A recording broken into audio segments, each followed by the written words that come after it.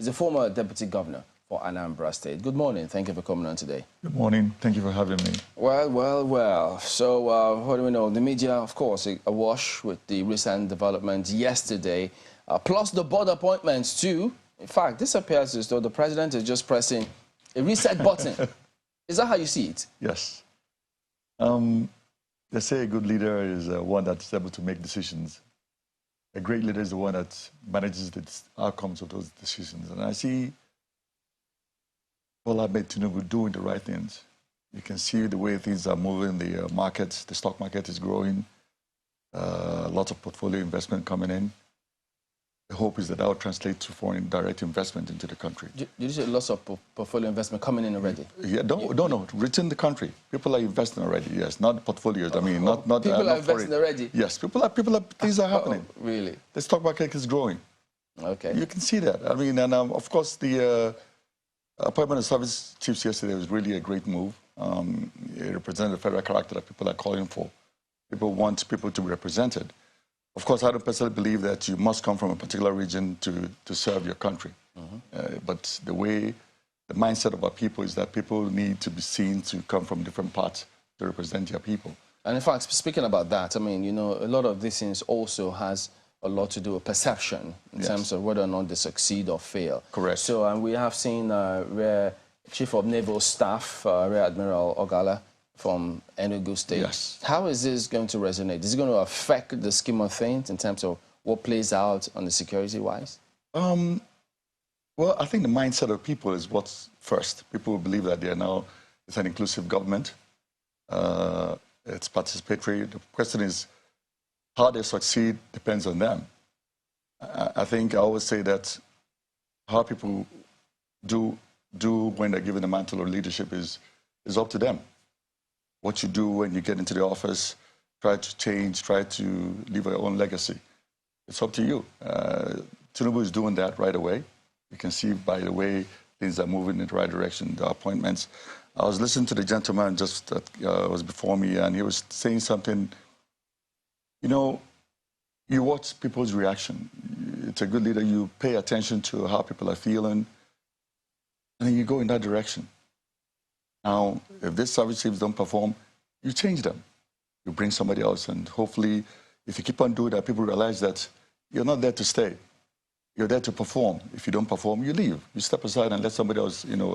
in other words, these appointments, in fact, they should be the first people to know that if you don't perform, you'll be shown the door. Absolutely. That's what leadership is all about. You can't just keep people if they're not doing the right things or doing the work the way you expect them to do it. You kick them out of the row and put somebody else in.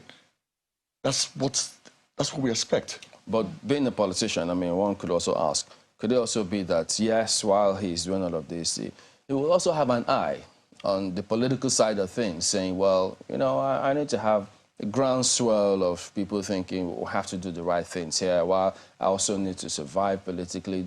Those kind of considerations, does it come across, does it come out at all? And if it does, how do they strike that kind of balance? Well, you must, of course, like you say, he's a politician, but the point is achievement. We must need to, go in the right direction. You must do what's needed. If you don't see people performing, you change them. It's just simple. It's not How easy is that? You have been a former governor. How easy is it? Deputy governor, beg your pardon. How easy is it to change people when they are not performing? You appointed them. You appointed them. Why? I mean, it's not, you didn't sign an agreement to keep them for your full term. If you put somebody in an office and that person is not doing what they're supposed to do, you remove them and you try somebody else. It's not, you weren't elected. I'm just saying, as a politician, it's easy. How easy? Oh, it's easy. But the last government, we just saw what transpired. If it was that easy, why did it happen? No, hold on. I always say this. How people do in a position is when you're given a mantle of power, mantle of leadership. If I'm a governor, for instance, and I appoint somebody to be a commissioner for works, and the person is not performing. Of which you were one? No, I was a deputy governor, not a governor. No, you were a commissioner. Yes, I was once a commissioner. You remove that person. You're there to make people's lives better. You're there to move them from one stage of life to the next.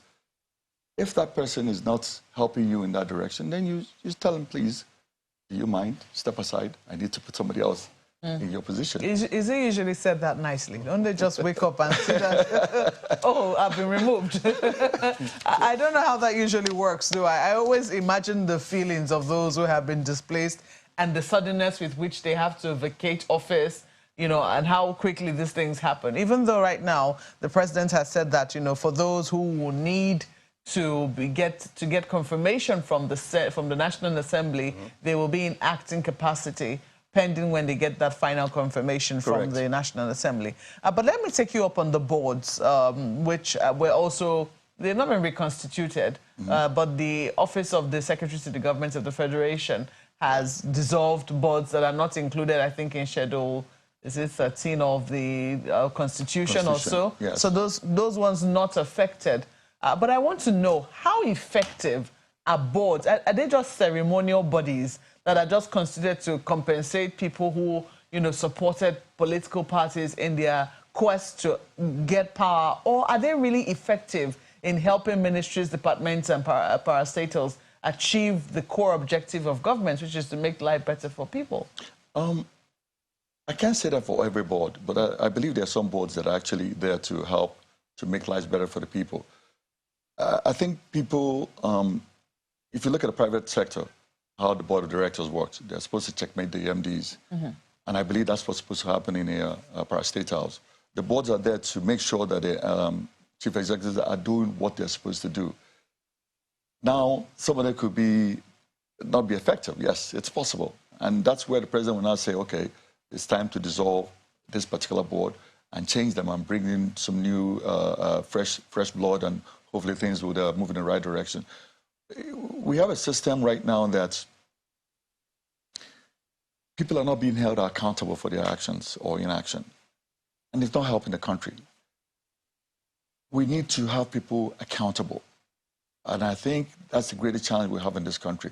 We're not any different from people from other countries, developed countries. It's just that our institutions are not strong. People commit all sorts of atrocities and get away with it. That needs to stop. That needs to be checkmated. People can't... We have to move the country forward. We have great people here. I mean, look at when you go to the United States, Nigerians are the ones that perform. Their median income is the highest, from what I understand, at least for people who are, immigrants, to the country. So why can't we move? Why can't we move forward in the same direction? Big questions.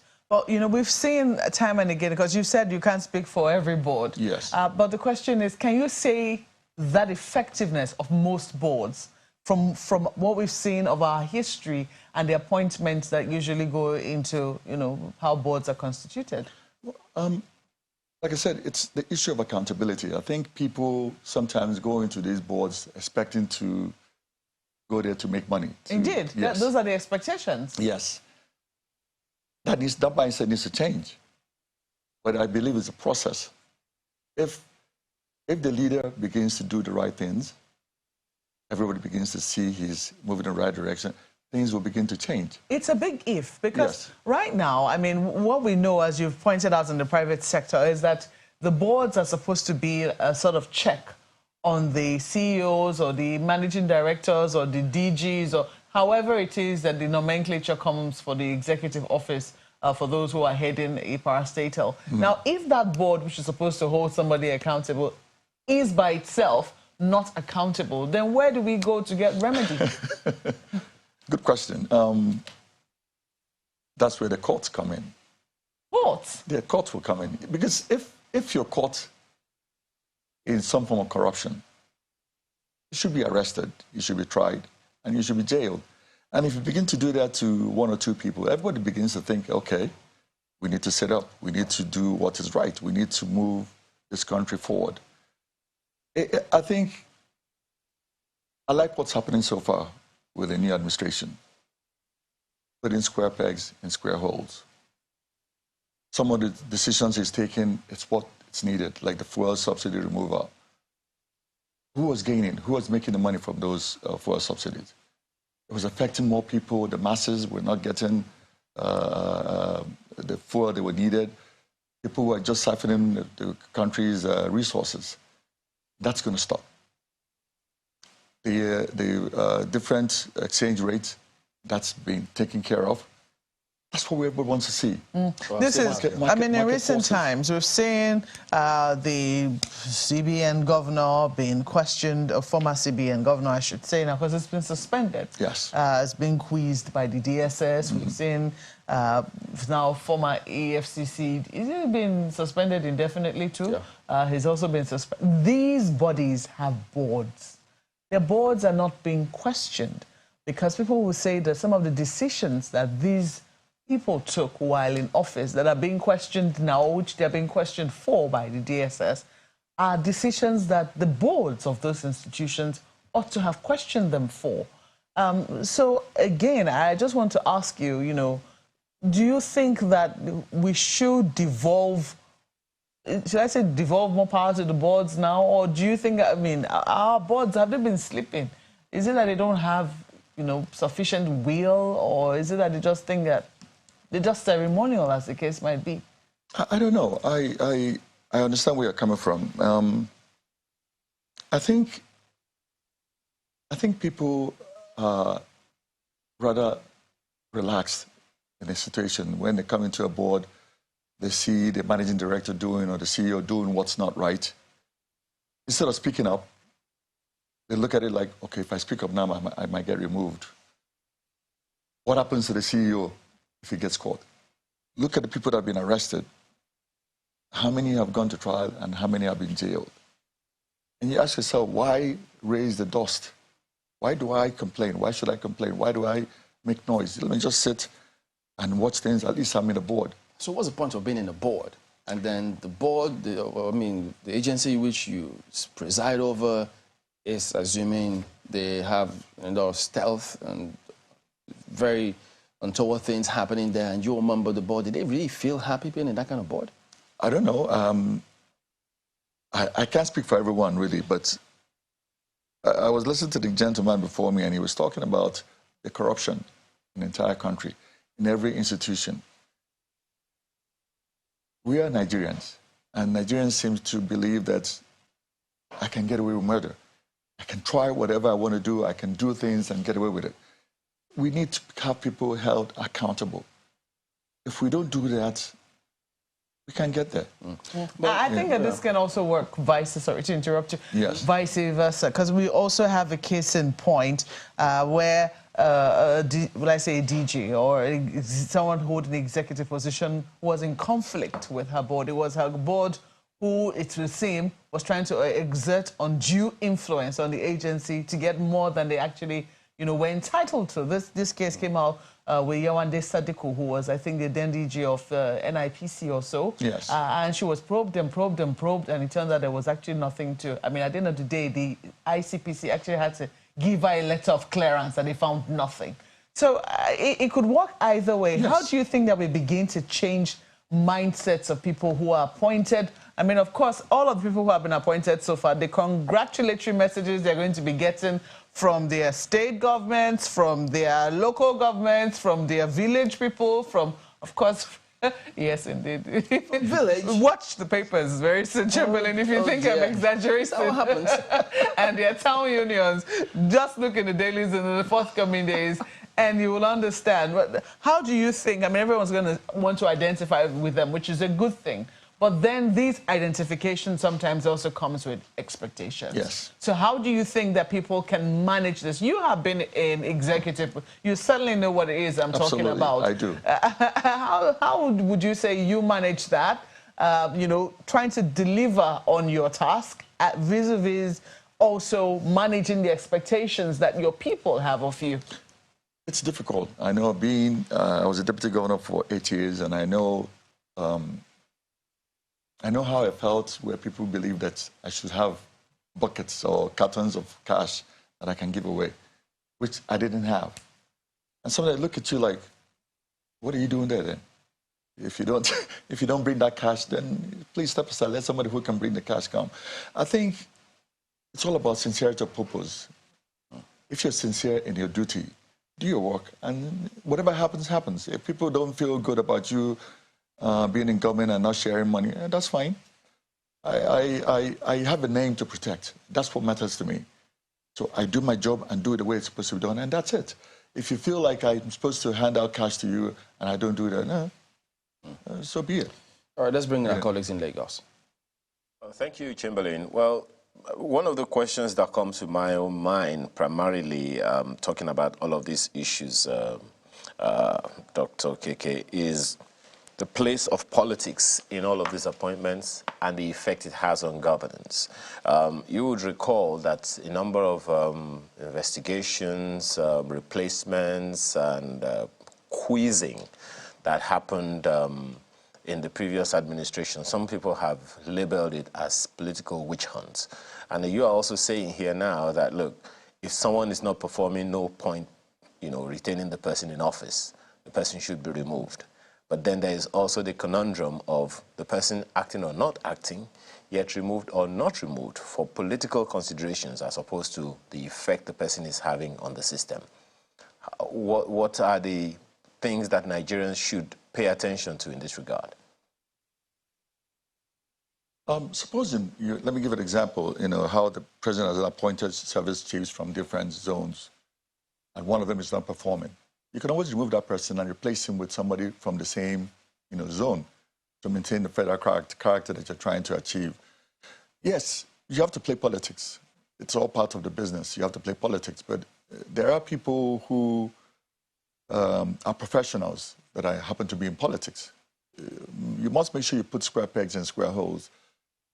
Don't bring a politician just because you want to bring a politician and the person has the capacity to bring in votes. Because you're trying to move the country forward. You're trying to move people from one level of development to the next level. So look for the right people, put them in there, and make sure they do their work. If the work is not achieved, you've ended up with nothing. If your projects are not, policies are not executed, what's the person there doing? I mean, what are they doing? They're not adding value to your administration, so you need to move them. So, Dr. Okeke, besides... I don't know if I've answered your question. Well, yeah, I mean, significantly, the point that I was trying to make there is not just about the service chiefs. There are 1,484 at least of those ministries, departments, and agencies of the federal government. If there is any one of them that is not performing at any time, there could be accusation of political witch hunting and all of those things. So that's the point that I'm trying to make there, especially where it matters to the Nigerians and to small businesses the most. Well, I don't think there's anything wrong with people being investigated if you're doing your work. I think, for instance, if a good minister, if you're doing your work, you can come out, you can do press conferences, tell people exactly what you're trying to achieve, the progress you've made in your own ministry. Everything is openness. How open are you? Are you open to criticism? Do you listen to advice? Are you doing inclusive government? Are you just sitting there dictating to your staff, this is the way things must be done? You must have meetings and have people at least listening, contributing to the process. It's a matter of having people working together. I listened to some of the special advisors the president has made and put together, and you see what he's trying to achieve. He's looking for good brains, people that can at least come up with good ideas and then be able to put them in place. I look at someone like Hadiza, who used to be an MD of MPA. I know she did well there. I've been in a program where she spoke, and you can listen to somebody who's very sound and knows our onions.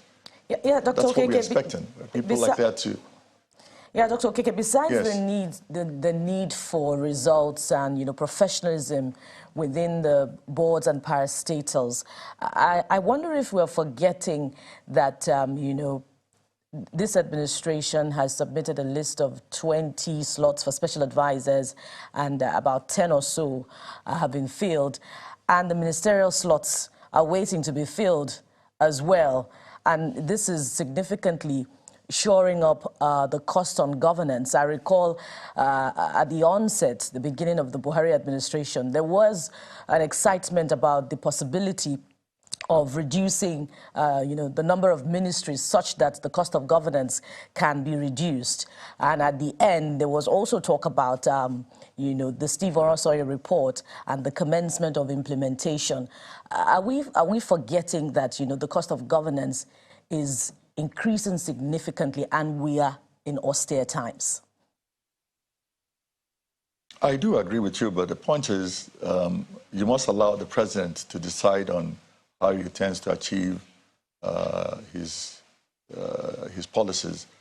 If he thinks that he needs to reduce the number of ministries, I know he will do that. If he thinks the ministries are right now okay, he will continue. I get the point is, they say there are two ways to increase your profit, either increase your revenue or reduce your cost. If he begins to increase revenue, money begins to come in, and people are, taxes are being collected, royalties are being paid, and things begin to grow, well, you might look at some of these things and say, okay, no problem, we're moving in the right direction. I do expect a lot from the president. If I look at what he did in Lagos, if that translates to the whole of the country, Nigeria, I think we're in for a good ride. I really expect that. What do you expect in terms of labor government negotiations on the palliatives? That will continue, that will go on. When we see, I'm afraid when we talk about palliatives, that people look at, handing out cash to people. I don't think that's the right move. Come up with programs, policies that would help. I listened to the Labour president talking about CNG, vehicles that use CNG. Yeah. I think that's a good idea. Let's see how we can reduce the cost of transportation on people who have to go to work every day.